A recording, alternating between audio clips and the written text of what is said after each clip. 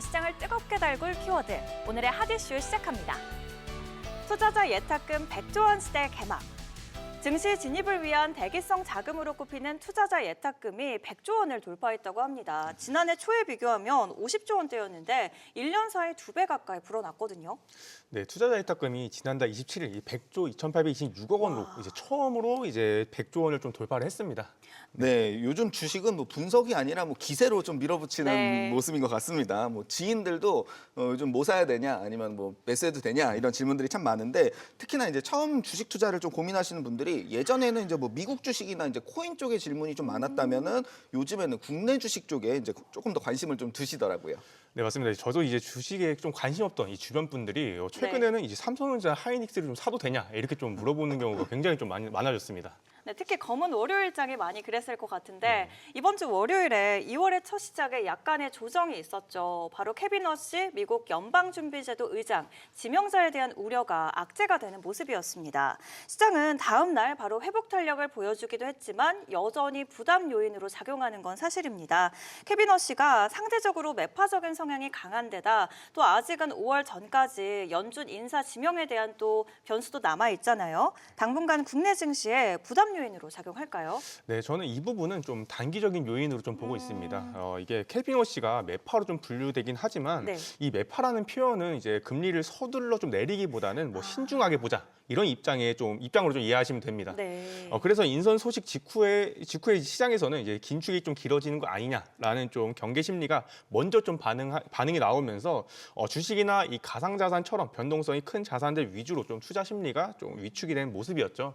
다만 이제 워시는 과거에 이제 양적 완화에 대한 비판적인 입장은 있었지만 최근 발언들을 보면 이제 경기 둔화 국면에서 이 금리 인하가 필요하다는 인식도 분명하게 좀 드러내고 있습니다.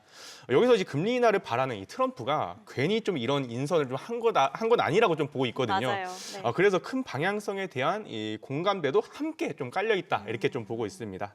결국 이 미국 증시도 이제 빠르게 좀 회복을 했는데요. 이번 이슈는 추세를 꺾는 이제 악재라기보다는 이미 올라온 시장이 잠시 좀 숨을 고르는 단기 조정 명분으로 좀 봐주시는 게 좋을 것 같습니다. 네, 김지원 자문역께서는 연준 의장 지명 추세를 꺾는 흐름이라기보다는 조정에 대한 빌미가 되었다. 자연스러운 단기 숨고르기다라고 정리해 주셨습니다. 그렇다면 박상원 자문역은 어떻게 보실까요? 네, 이제 케빈 허시가 이제 매파적 인물이긴 하지만 뭐 전통적인 매파와 좀 다르게 정책적 유연성을 좀 가진 인물이라고 좀 평가를 좀 받더라고요. 물가가 이제 안정되면 뭐 금리 인하는 가능하다라고 했던 발언들도 좀 있었고요. 연준 이사를 좀 역임하면서 실무 능력을 좀 높게 평가받던 부분들도 있어서 안심하는 시선들도 좀 있었습니다. 현재 연준 의장을 좀 역임하고 있는 제롬 파월 의장과 좀 비교해서 원칙에 조금 더 이제 강경한 인물이라고 하더라고요. 그래서 어쨌든 누가 이제 연준 의장이 될지는 우리가 알 수가 없지만 우리가 사전에 좀 대응할 수 없는 이벤트라고 저는 생각을 좀 하거든요. 연준 의장의 이제 교체 시기는 이제 5월로 우리가 예상을 하고 있는데 아직 시간이 좀 많이 남아 있고 매파적 인물이 좀 지명이 된다면 조금 더 이제 대형 우량주로 편입을 좀 해야겠고 비둘기파적 인물이 그 의장이 된다면 공격적인 단기 투자로 좀 이어가면서 상황에 맞게 이제 대처해야 될 문제이기 때문에 지금은 머릿속에서 굳이 넣어두실 필요는 없다고 생각을 합니다. 네, 박상원 자문역께서는 케빈 허시가 강경한 매파는 아니라는 점 체크해 주셨고요. 연준 인사 지명 전까지 인선 최종까지 아직 시간이 남아 있다. 그렇기 때문에 미리 걱정하기보다는 유연하게 대응하자라고 정리해 주셨습니다. 투자 예탁금 100조 원 시대, 개인 투자자의 실탄이 어디로 갈지 궁금해지는데요. 가장 먼저 떠오르는 종목 역시 삼성전자와 SK 하이닉스가 아닐까 싶습니다. 월요일장에 큰 폭으로 조정되면서 참 많은 분들이 연락을 하셨을 것 같은데 화요일에 삼성전자 10%대 강세 보였거든요. 실적 역시 기대를 뛰어넘는 흐름을 보여줬죠. 네, 삼성전자가 지난해 통틀어서 이제 43조 원의 영업이익을 좀 발생시켰고 33%대 증가된 수치를 좀 보여줬습니다. 반면에 이제 SK 하이닉스는 영업이익 47조 원을 좀 넘기면서 전년 대비해서 이제 101.2%라는 약 2배 가까운 성장을 좀 보이면서 기염을 좀 토해내기도 했는데요. 그래도 이제 SK 하이닉스가 이제 단기적으로 좀 압도하는 영업이익을 좀 예상을 했었는데 차이가 좀 크지는 않았고요. 삼성전자가 굉장히 좀 선방을 했다고 평가를 하고 있습니다. 네, 좀 제가 추가적으로 좀 몇 개 더 네. 얘기 드리면은 삼성전자의 핵심은 당연히 이제 반도체, 그 중에서 네. 이제 AI 서버에 들어가는 HBM과 서버용 D램입니다. 이 메모리들은 이제 가격이 비싸고 마진이 좀 높죠. 네. 그래서 예전처럼 많이 팔지 않아도 결국 이 이익이 좀 크게 남는 구조가 좀 되었고요. SK 하이닉스는 구조가 좀 더 단순합니다. 이제 AI 메모리에 거의 좀 올인한 회사라고 보시면 돼요. HBM은 AI 서버에 좀 필수인데 이제 SK 하이닉스는 이 시장에서 사실상 좀 선두에 있는 위치에 있습니다. 그래서 고객사들도 가격보다 이제 물량을 제때 받는 걸 더 중요하게 좀 보고 있는 상황이죠. 이번에 인상적인 건 이제 HBM 중심의 이 D램뿐만이 아니라 낸드까지 좀 예상보다 좀 잘 나왔다라는 점인데요. AI 메모리 쪽으로 좀 캐파가 쏠리면서 이 낸드 공급 좀 줄었고 그게 가격 상승과 수익성 개선으로 좀 이어졌습니다. 그래서 보면 이제 삼성전자와 SK하이닉스 모두 이 AI 섹터 성장의 효과를 좀 실적으로 확실하게 좀 보여주고 있는 구간이 나오고 있다. 이렇게 봐주시면 되겠습니다. 네, 두 분이 말씀해주신 것처럼 두 기업이 모두 지난해 사상 최대 실적을 기록했죠. 그래서인지 증권사들의 목표 상단 밴드도 계속해서 올라가고 있습니다. 현재 국내 증권사 SK증권에서는 삼성전자 26만 원, SK하이닉스 150만 원 달성도 가능하다고 보고 있고요.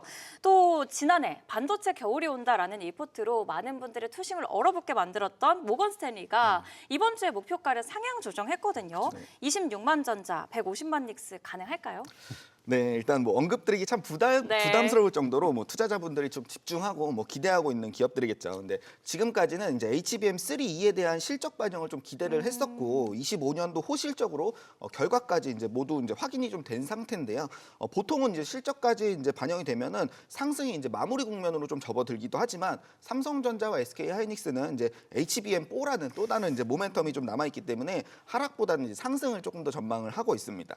이제 다만 이제 증권사 리포트는 목표 기간이 따로 없거든요. 그래서 맞아요. 이게 제일 큰 함정이라고 좀 생각을 합니다. 올해를 넘어서 27년도까지 책정했을 가능성이 좀 높다고 생각이 되니까 이 흐름을 너무 단기적으로 좀 보시면 안 될 것 같고요. 계속되는 상승으로 이제 뭐 증자에 따른 권리락이 좀 나올 수도 있고요. 뭐 가격을 산정하는 게 지금 뭐 큰 의미가 없다라고 좀 생각을 하는데 그래도 이제 너무 먼 미래를 좀 예측하기보다는 2분기 안쪽으로 삼성전자는 17만 원대 중반 가격 그리고 SK하이닉스는 110만 원까지 상승을 좀 염두하고 조금 더 현실적으로 좀 보려고 준비하고 있습니다.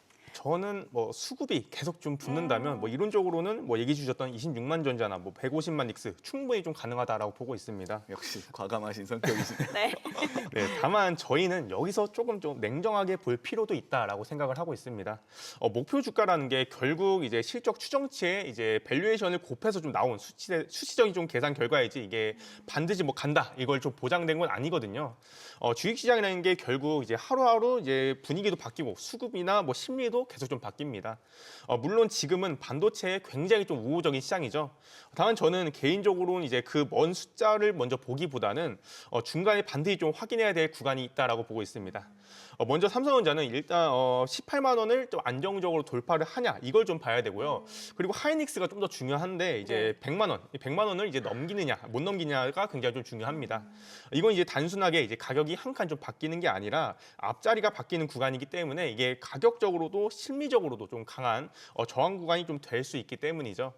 그래서 이 구간을 거래량을 동반을 해서 좀 돌파를 하느냐 아니면 여기서 한번 숨고르기를 하느냐가 앞으로의 이제 방향을 결정짓는 이 중요한 포인트가 될 거라고 보고 있습니다. 그래서 정리하면 이제 목표가는 참고치로만 좀 보시고 우리는 지금 시장이 하나씩 좀 계단을 밟아 올라가고 있는지를 그 과정을 차분하게 좀 하나씩 봐주시면 좋을 것 같습니다. 김지현 자문위원께서는 심리적인 저항선이죠. 삼성전자 18만 원, SK하이닉스 100만 원 돌파 여부가 중요하다고 해주셨습니다. 사실 반도체 투톱에 이어서 1월 들어서는 현대차의 질주까지 가세해서 대형주의 랠리가 정말 무섭습니다. 그렇다 보니까 덩치 큰 우량주는 무겁다라는 말도 이제는 옛말이 됐는데요. 상황이 이렇다 보니까 투자자들 사이에서는 괜한 변동성을 감당하기보다는 안전한 대형주 위주로 투자하는 게 낫지 않나라는 생각도 드실 것 같습니다.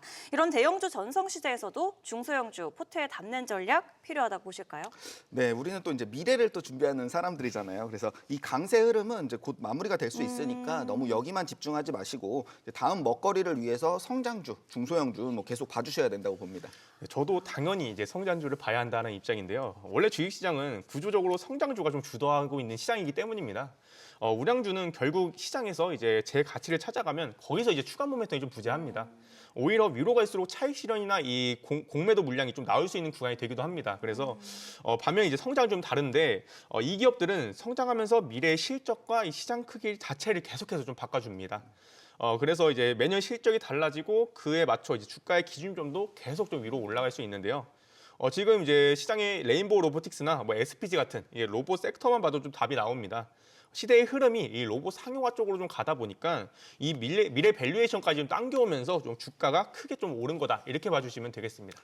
결국 두 분의 말씀을 종합해 보자면 정답은 균형에 있는 것 같습니다. 대형주로 중심을 잡고 미래 성장을 할 수 있는 성장주로 먹거리까지 챙기는 투트랙 전략 제시해 주셨는데요. 그런데 어떤 우량주, 어떤 성장주에 투자해야 될지 모르시겠다고요? 그렇다면 자문역들에게 직접 질문할 수 있습니다.